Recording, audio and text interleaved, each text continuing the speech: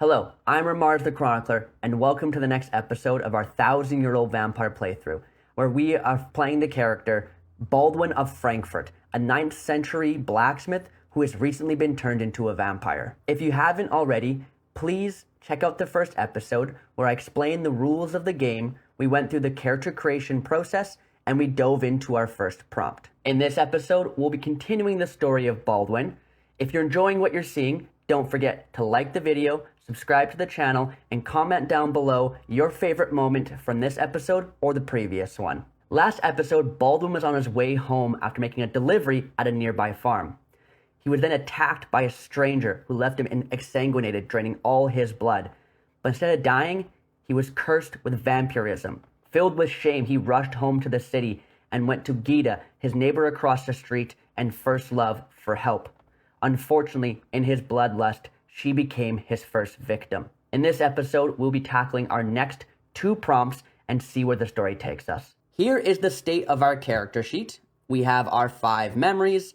1 has the extra experience with Gita. We have 4 skills now, getting the bloodthirsty trait after our last prompt. We have 2 characters remaining after we killed Gita, our 1 immortal, the stranger who turned us. We have our 3 resources still, the hammer, the short sword, and the horse. And we still have that 1 mark. Our skin is very sickly pale. Okay, so let's get into this next prompt. So here we have our dice roller. As a reminder, we are going to roll a d10 and a d6, and then we subtract the d6 from the d10, and then count our way upwards. We are leaving off on prompt 1, so we can only go upwards from here. Let's see what we get. 7 minus 3, that is 4. So we're going to count 4 upwards from prompt 1, what puts us at prompt 5. You murder someone you love or respect rather than let them expose you. Kill a character, check a skill. If you have no living characters, kill no one and create a beloved mortal character who you have betrayed. All right.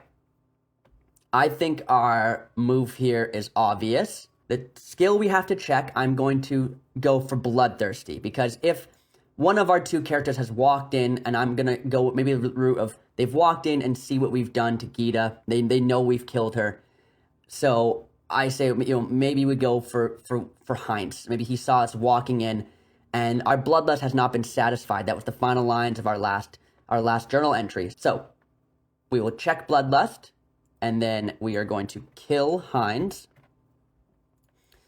And I would say we are going to add this experience. I mean, I would say I would go for memory 4, of course, because we are now killing Heinz as well. We did the same thing for Gita. I say we do the same thing for Heinz. Heinz witnesses what I have done to Gita and threatens to expose the monster that I am. Heinz won't see reason, so I kill him. Heinz is the casualty of our second prompt. Before we get into the dramatic reading of the journal, we'll roll our second prompt, come up with our experience, and do them back to back as sort of one continuous story. Let's get our dice roller back here, and let's see what we get. 1 minus 6 is 5, which puts us back at prompt 1. So as I mentioned in the previous episode, most prompts have multiple stages, usually 3. So if you get the same prompt again, you just go on to the next stage. So let's see what the second stage of prompt 1 is. Part 2 of prompt 1. You are overcome by panic and maul someone close to you, accidentally turning them into a monster like yourself. Convert a beloved mortal into an enemy immortal. Take the skill Ashamed. Oh my goodness, Baldwin is having one hell of a night. We only have 1 mortal left. Wilhelm, our father. So, to me, what it's sounding like is after we dispatch Heinz, get rid of him, we panic. Maybe we don't know what to do, and our father comes to... Maybe we go to our father and ask him to keep it different from what we do with Heinz. And we ask him, like, hey, please help, look what we've done. And we panic. And, maybe he's trying to help us, and we don't know what to do, and we suddenly think he's threatening us like Heinz. Maybe he has like his thing raised, or maybe We misconstrue what's going to happen, and we attack our father, and unfortunately turn him into a vampire as well. And he flees into the night, and I guess now he hates us. So, wow, okay, this is a really crazy start. Let's add the ashamed skill. We have now turned our dad into an immortal. In a panic, I attack my father, and I accidentally turn him into a vampire. He hates me for it. All right, with these 2 prompts, I think we're going to have some fun and exciting journal entries. So I will see you after the reading, and we will see how these turned out.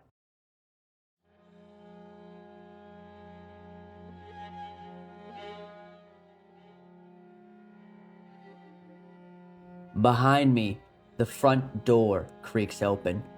Why is it only now that I remember Gita does not live alone? I turn, expecting to find Gita's father, with a face a mix of rage and sorrow at the sight of his beloved daughter's lifeless corpse. Instead, I find Heinz, my dearest friend, standing in the threshold. His confusion turns to disgust as he takes in the sight of me.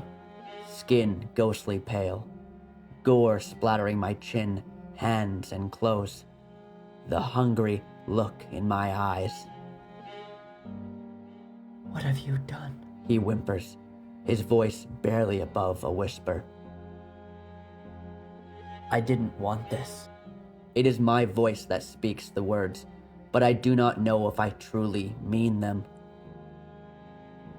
Yes, the part of my soul that is still Baldwin grieves for my love, but that part is being consumed by the monster that is hungry for more blood.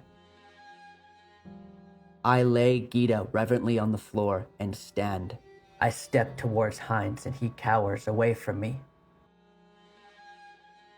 "What are you?" "I'm me. It's Baldwin."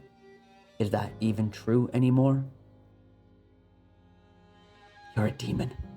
You will pay for what you have done." Heinz's words are resolute. Can I blame him for them? I am a demon. I have lost my friend forever. Lost him from the moment he saw my blood.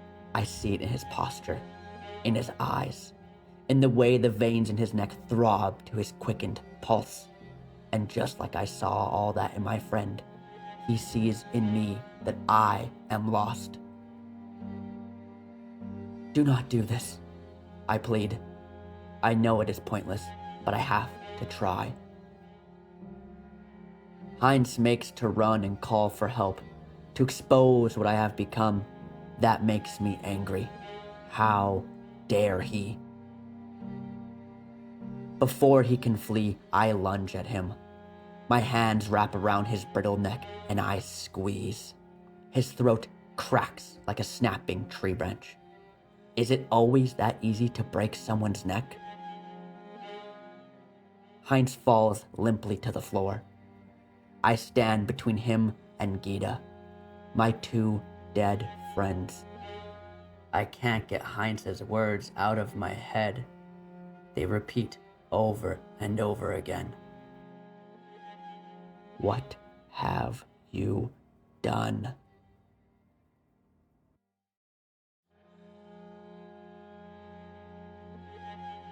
I leave Gita and Heinz where they lay. I am thankful the sun has not completely risen yet. I am not ready for the day to see the state I am in.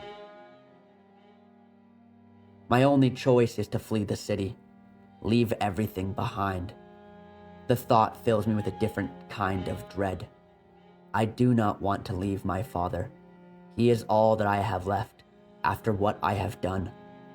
But I cannot let him see me like this. I move around our house as silently as I can, packing a small sack to take with me. I am nearly out the door when my father's groggy voice fills the small house. Baldwin, where are you going? What is left of my black heart sinks. I do not want him to see what I am. When I face my father, his expression remains stoic. Is it too dim to see my grotesque state, or is he truly unfazed? Please, Father, forgive me. I do not know what to say. What can I say? My father takes a cautious step forward, a table between the two of us. Explain what happened. His voice is calm as a meadow brook. I see his hand slowly reach forward, a knife on the table. His muscles tense as his hand wraps around the weapon. A knife? Does he plan to kill me? He doesn't even know what I have done, and yet he already moves against me? He is just like Heinz, afraid of what I am and unwilling to listen to reason. Does he not understand that I do not want this? What kind of father is that? I leap across the table and sink my teeth into his neck. He stabs the knife into my abdomen, but I barely feel it. Mortal wounds mean nothing to me now. My father grunts in pain as I drain his blood. Liter by liter, I will consume it all. He tries to fight me off, but he is weak, dying fast. His warm blood fills me with unparalleled euphoria. It energizes me. I do not see him pulling free the crucifix necklace hidden beneath his shirt. An intense burning, like 1,000 furnaces, scalds my face as my father presses the holy symbol against my skin. I scramble away and he can barely move. He holds the crucifix out like a shield. I can feel its presence and I want nothing more than for it to go away. Stay away from me, my father mumbles. He is inches from death. Father, please, I didn't mean to. I try to step forward, but the crucifix will not allow me. I see the veins around my father's wound begin to blacken, as if tainted by toxins. Strength returns to him and he's able to climb to his feet. His fingers smoke where they are holding the holy symbol. He rips the necklace off and tosses it across the room. We both realize what is happening at the same time. I did not know how fast the curse spreads. What have you done to me? My father growls. He storms out of the house, shoving past me. I do not try to stop him. I have carelessly passed on my affliction. I would feel the same were I him.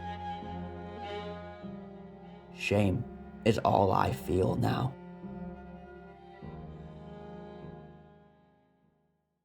I hope you enjoyed these chapters of Baldwin of Frankfurt's story. If you did, please like the video, subscribe to the channel, and comment down below what you think of the tragic turn this story has taken, and what would you have done with these prompts instead. I've been Ramars the Chronicler. Thank you for watching, and don't forget to finish your writing.